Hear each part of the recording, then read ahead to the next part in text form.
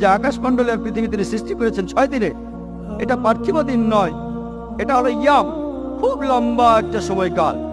এই কথার ব্যাপারে আমার আপত্তি নেই। আর আমি এ ব্যাপারে একমত যে পবিত্র কোরআনে আকাশমণ্ডলের পৃথিবীর সৃষ্টির কথা বলা হয়েছে সূরা ফুসিলাতে। আপনি এখানে যে আয়াতের কথা বলছেন সেটা হলো 9 থেকে 12 নম্বর আয়াত।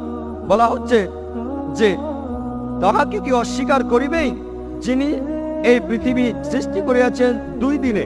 তোমরা কি তাহার সমকক্ষ দাঁড় করিতেছ? তোমরা কি কাউকে তাহার শরীক করিতেছ? তিনি তো জগৎসমূহের প্রতিপালক।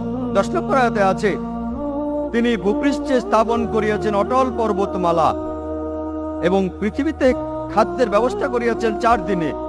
11 নম্বর আয়াতে বলা হচ্ছে অতঃপর তিনি আকাশের দিকে মনোনিবেশ করিলেন, যাহা ছিল ধূম্রবিশেষ। অতঃপর তিনি উহাকে এবং পৃথিবীকে বলিলেন, তোমরা উভয়ে আসো ইচ্ছায় অথবা অনিচ্ছায়। উহারা বলিল, আমরা আসিলাম সম্পূর্ণরূপে অনুগত হইয়া। তিনি